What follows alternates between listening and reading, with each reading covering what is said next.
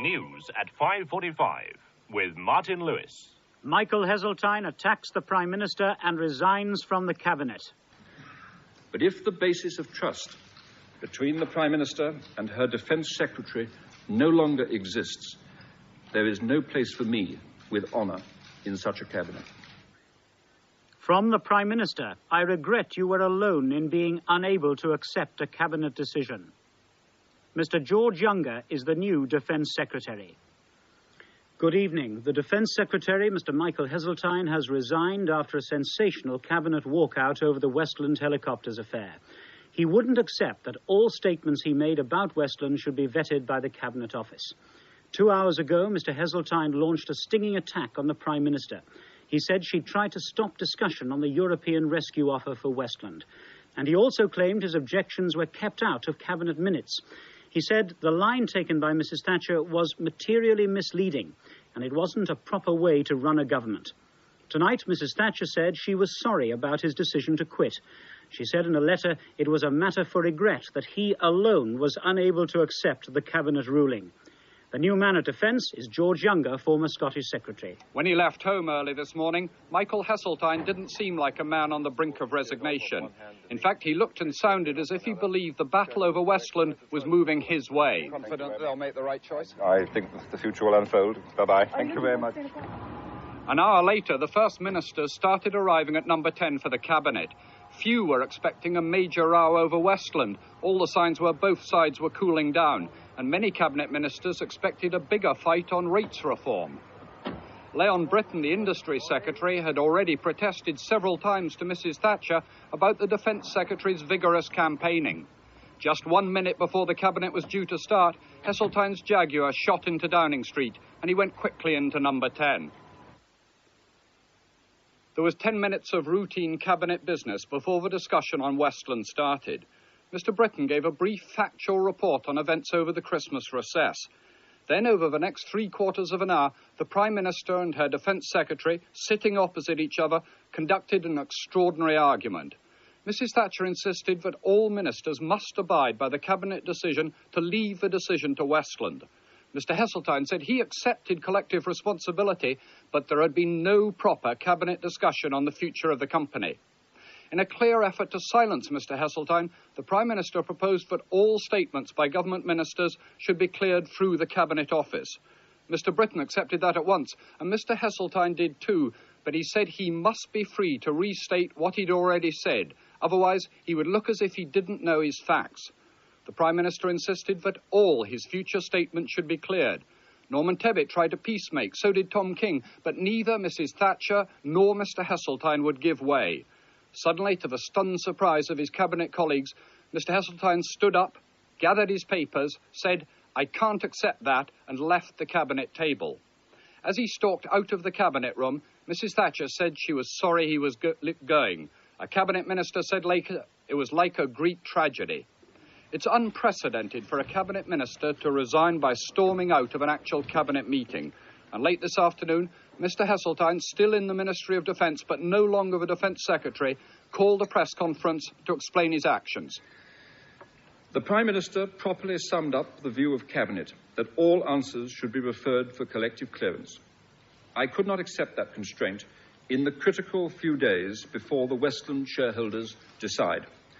I had no choice but to accept or to resign.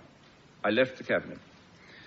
If the basis of trust between the Prime Minister and her Defence Secretary no longer exists, there is no place for me with honour in such a Cabinet.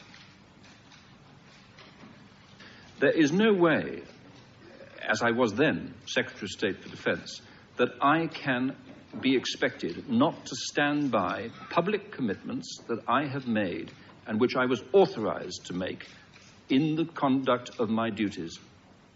The Conservative chairman, Norman Tebbit, denied that there had been any attempt to gag Mr. Heseltine. No, not at all. And this is the curious thing that we all agreed that the decision of the Cabinet should stand, that the company should not be pushed around by government, that it should make its decision, not least in the interest of the company itself, its employees above all, I think, really. and that we should not intervene in that decision. Now, that was acceptable to everybody, including Michael. And we then discussed just the mechanism by which we made sure that at a particularly sensitive time for the markets, for, the shareholders and people of that kind, that all the answers which were given by all ministers should be absolutely in line. All I want to say is that I greatly regret the fact that he has felt necessary to resign, and I don't think I ought to add anything more than that. I'm very sorry that he's felt that necessary. Do you view it as a... Mrs Thatcher has been under a lot of pressure from dismayed Tories to end the damaging row over Westland. She came to the Cabinet this morning determined to put a stop to Mr Heseltine's vigorous and highly public campaigning. Well, she succeeded, but only at the cost of giving potentially her most dangerous opponent the freedom to criticise from the back benches. David Rose, ITN, Westminster. Opposition politicians expressed surprise over Mr Heseltine's resignation. The Labour leader, Mr Kinnock, said it was now essential for Mrs Thatcher to make a full statement to the Commons. The Liberal leader, Mr Steele, said Mr Heseltine was right to pursue a European option, but wrong to leave it so late. And Labour's defence spokesman spoke about the effect on Westland shareholders. Many of the shareholders might feel that Mr Heseltine has left them down. I mean, you played a film about people running away. Well, Mr Heseltine has to some extent run away. He has not stayed to the end and fought his corner. But having said that, I hope now that on Tuesday there will be a postponement of that meeting so that both bids, both offers, can be put in a rational, calm way. We can get away from this crazy theatricals and dramatics we have had over the last few months. The nub of this issue is the way the Prime Minister conducts the government. And what Mr Heseltine is challenging is the Prime Minister's autocratic methods, her unconstitutional handling of the Cabinet, her refusal to accept that we do not have presidential government in this country. He is standing out against her whole style of government. It all began back in May here in Yeovil, the home of Britain's only helicopter manufacturer, workplace of just 7,000 people. Although technically world leaders, Westlands were running out of money. A takeover bid from helicopter operator Alan Bristow was withdrawn when he saw the books, and in deep trouble the company went to the government for help. They were turned down and told to look overseas for a partner. And along came the American Sikorsky, who wanted an entry into Europe and saw the Westland name as the way to get it. It wasn't until just before Christmas that the Europeans showed up with their competing bid, strongly backed by Mr Heseltine. But Westland's chairman, Sir John Cuckney, would have none of it. He was firmly wedded to the Americans, however much pressure Mr Heseltine was putting on him. But the Europeans weren't finished, launching their own improved offer just a week before the vital shareholders' meeting. And out to every shareholder it went last night in an attempt to get the American deal rejected. Today, the Americans were in the City of London lobbying institutional shareholders and diplomatically saying nothing about Mr Heseltine's resignation. I have absolutely no comment. Sorry about that. But the Europeans seem to think it wouldn't make much difference. I think it's terribly difficult to say what's going to happen as a result of this resignation. What we hope very much is that the shareholders will now consider our proposals, which we sent out to them yesterday, and will make their judgment on the basis of the financial and commercial reasons and not for political reasons. Back in Yeovil, the workers seemed pleased. Good news. Best news I've had all day. Well, I should imagine the Sikorsky deal will get a lot more support now, won't it? As they began collecting the proxy votes tonight, ready for Tuesday's crucial meeting, most shareholders realised they were voting as much in valedictory judgment on Mr Heseltine as on the future of the British helicopter industry. Mr Heseltine has refused to comment on where his political career goes from here. He's been a minister under both Mr Heath and Mrs Thatcher, and he's always had the reputation of speaking out for what he believes in. Described variously as a rebel, a loner, the richest man in the cabinet, and the most ambitious, but also as the most compassionate. One thing's sure, he doesn't get on with Mrs Thatcher. My impression would be that he's been kicking up for some time. I think he does not like Mrs Thatcher's style of leadership. An MP for 20 years, he's been on the front bench for 17 of them, gaining a reputation as a minister who got things done. It didn't quite go with the nickname Tarzan dubbed on him in 1976, after he'd picked up the mace and swung it round his head in anger at Labour MPs singing the red flag in the Commons chamber. but he was getting a name for himself too as the darling of the Tory conference and the scourge of socialism. The reality lay in Blackpool last week, a one-legged army limping away from the storm they had created.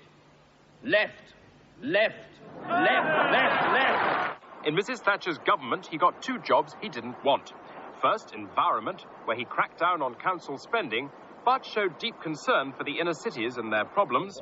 Then defence, where he took on CND, forced some economies on the service chiefs, and eventually became embroiled in the Westland fight. There are those who think his recent activity has all been part of a long-term plan. I think that he may possibly have calculated that he's never going to get a helping hand from Mrs. Thatcher. I think he would have liked to have been chairman of the party. He certainly would have liked to have held the job that Mr. Britton holds and have been Secretary of State for Trade and Industry.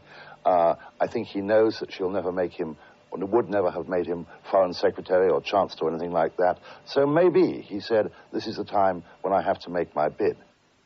The new Defence Secretary, Mr. Younger, says he's surprised and sad that Mr. Heseltine has gone, but he won't be taking up Mr. Heseltine's public stand on Westland.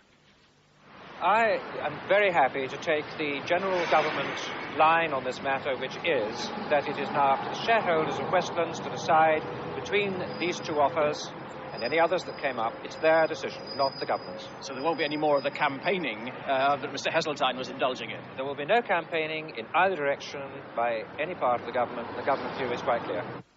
Other news now. A woman who drowned her 8-year-old son while on probation for killing her other 2 sons has been sent to a mental hospital indefinitely. Sandra Riley from Macclesfield admitted manslaughter with diminished responsibility. The court heard that little Andrew Riley was taken off a Social Security risk register just months before he died. Andrew Riley fought for his life as his mother tried to drown him in the bath, the court was told. "Don't kill me, Mummy," he pleaded, but she did. And it was the 3rd son Sandra Riley had killed in her home on the housing estate in Macclesfield.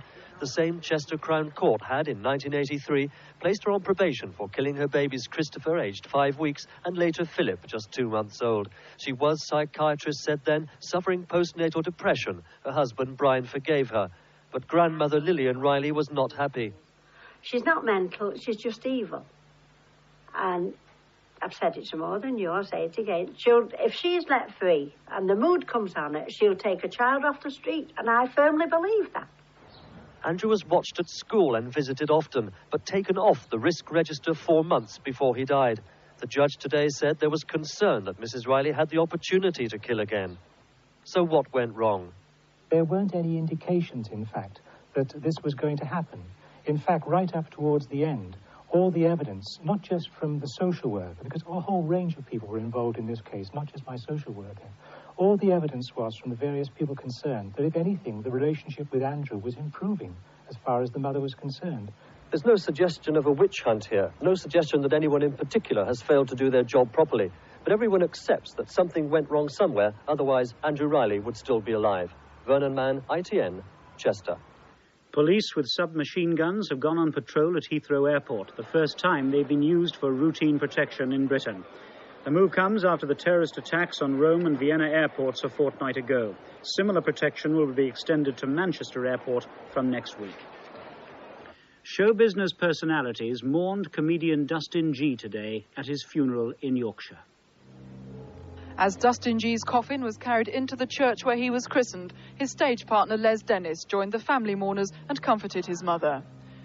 And among friends from the world of show business, a tribute to the comedy duo's favourite routine, Coronation Street stars Thelma Barlow, who plays Mavis Riley, and Liz Dawn. It was her character Vera Duckworth that Dustin G impersonated to her great delight. Birthday, yeah. I thought I could do me better than Vera, better than me. It was fantastic. In his address, the vicar paid tribute to Dustin G's talent and popularity among show business colleagues and his loyalty to friends he'd made before he found fame. Many of them listened to the service on loudspeakers outside the church. After the service, there was a private cremation ceremony. Anne Lucas, ITN, York. In London, the rock world gathered to pay its tribute to Thin Lizzy singer Phil Lynott, who died at the weekend. His widow Caroline, daughter of TV presenter Leslie Crowther, led the mourners at a requiem mass. Band-Aid founder Bob Geldof came to pay his respects. The singer died from heart failure 11 days after being admitted to a drug addiction clinic. Owners of Kodak instant cameras in Britain will be able to swap them for other Kodak products after they were banned by a judge in America yesterday. About 1 million people here have one. They'll be able to go on buying films until the stocks run out in a few months' time. The American ruling came at the end of a 10-year legal battle by the rival firm Polaroid. The courts agreed that Kodak had infringed Polaroid's design patents. For once in photography, Kodak had not led the field. Their range of instant cameras, launched 10 years ago, designed to make a hole in a $1 billion a year market dominated by their rivals Polaroid since 1948. At once, Polaroid sued Kodak, claiming that the newcomers had infringed some of the many complex patents which surround their cameras and instant films. Claiming that what Kodak had done was hire away some former Polaroid employees and get Polaroid's technology. But today, Kodak conceded defeat. The legal battle never finally resolved. The cameras and films were being removed from shops all over the country. Existing owners will be made a special offer. They can exchange it for an ordinary Kodak camera, a coupon worth $50, or 1 share of Kodak stock. But the picture is less clear for Kodak themselves, who could face a $1 billion claim for damages from Polaroid. Another reason why Kodak are getting out of this particular business instantly. Ken Rees, ITN, Washington. And that's the news tonight, the day that the Defense Secretary, Mr. Michael Heseltine, resigned over the Westland affair. He said Mrs. Thatcher had tried to stop any discussion about the rescue plans. She expressed her regret at his going. The new man at Defense is Mr. George Younger. Good night.